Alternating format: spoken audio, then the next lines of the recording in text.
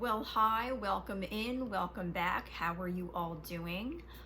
Thanks for stopping by. This is my channel, Musicalina, where I talk about all things music. And today, I want to talk about music elitism. So how I personally define music elitism is a feeling of superiority that someone has based on a genre of music that they deem better or cooler than what everybody else is listening to. I would say another definition would kind of be someone who only believes that non-popular, non-mainstream, underground music is better because it hasn't reached the masses yet. And once a band reaches the masses, they then suck. I'm definitely guilty of this. Growing up as a youngin', I remember every kid on my block was obsessed with New Kids on the Block. See what I did there? And I couldn't stand their music. I just hated it. I hated the whole like teeny bopper-ish scene. I know Tiffany was really popular at that time too. And meanwhile, I was listening to Skid Row and Metallica and Motley Crue, and I just didn't want anything to do. Even as like this was when I was like a little kid. I didn't want anything to do with that kind of music. And the thing was, I mean, I there were still like popular stuff that I still kind of listened to at that point. Like I was still listening to Madonna. I think I mentioned this in another video. I was still listening to some pop stuff, but the really popular stuff, like New Kids on the Block, at that where it was just like, I mean, they were just literally everywhere. They were on lunchboxes, and everyone was just like, just totally obsessed with them. I couldn't stand it. And I don't even know if it was because I necessarily hated their music. I think it was just more because it was like, it was so popular. And I think I kind of pushed back against that and not so much the actual music, because, you know, once in a while I will hear a song from the New Kids, and I'm not going to say that I like it, but I'm also not going to say that it's bad. I mean, this stuff that they put out was very catchy. I mean, it was like solid pop music, and I can certainly understand why they were as popular as they were. Just a fun little side story here about the New Kids. My friend, when she got engaged, she was obsessed with New Kids on the Block when she was a kid, specifically with, I think his name is Jordan, and this guy Jordan had a solo album or something, and I don't know how many albums he put out solo, but he was touring at the time that my friend got engaged. And so for her bachelorette party, we took her to a Jordan night. We took her to a Jordan night show, and we told him that she was getting married. We were in the audience, and he pulled her up on stage, and it was just so much fun, and it was so awesome to see her. She was totally freaking out. So all in all, I was pretty dismissive of the pop scene for the most part, and that definitely carried on into high school. Now, when I was in high school, the grunge alternative scene was really kicking into high gear, and bands like Nirvana and Alice in Chains and Pearl Jam were becoming really popular. And at that point, you know, that music started out being sort of the underground music. And when that became mainstream, a lot of kids started looking for other bands that were still underground, that still had not kind of broken in yet. There was major pushback against anything mainstream during that time.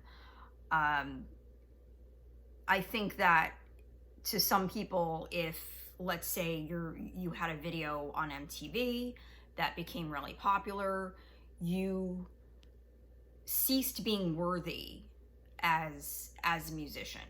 I'm not saying that this was everyone's opinion. I'm saying that for some, that was kind of the benchmark. That as soon as you like made it onto MTV, and we're seeing like doing interviews and being on the cover of Spin magazine, you had sold out, and you were no longer worthy.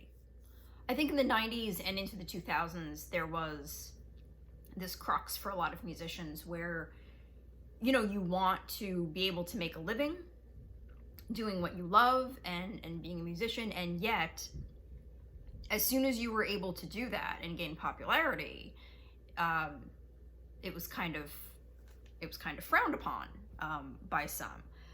The fact is, bands don't have any control over how popular their songs get. You hear again and again and again bands saying that songs that became singles that they either didn't even want on the album, didn't think were good, wound up being the band's biggest hit.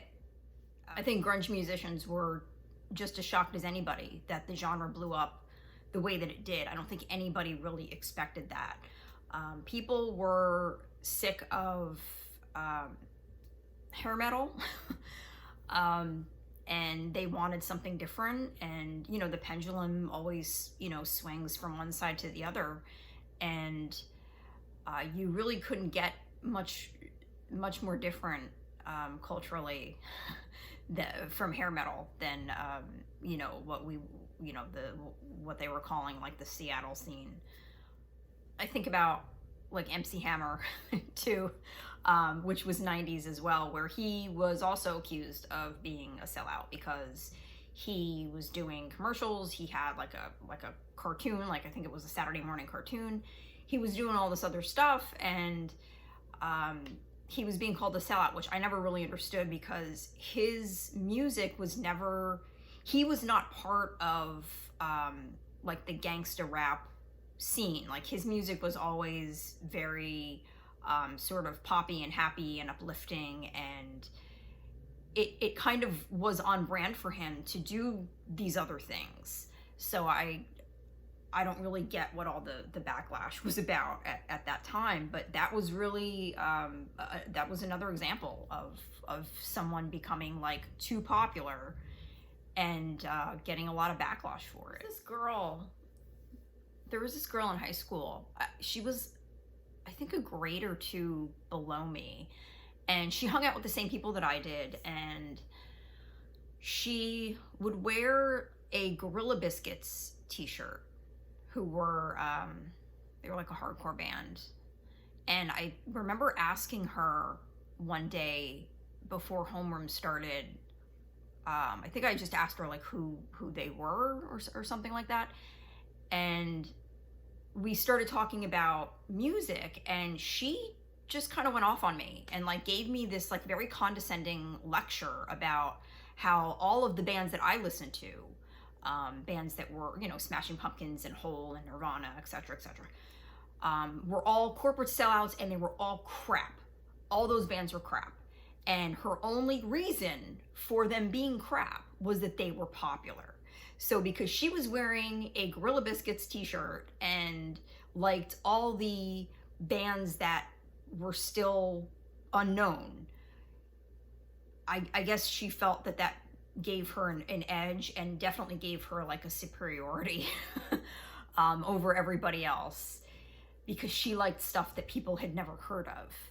And so I guess she thought that made her cooler than everybody else. I still remember that. I can't remember her name. But that pretty much sums up what a musical elitist is to me. So I will counter that by saying, just because it's popular doesn't mean it's soulless. It doesn't mean it's crap. Some of it is, but if it brings a lot of joy to a lot of people, you know, even if it's just on a surface level. I don't know, is it really that bad? Interestingly enough, a lot of the stuff that I like now, the metal bands that I listen to from European countries, specifically my two favorites are Within Temptation and Nightwish. Most people that I mention them to here in the States have never heard of these bands.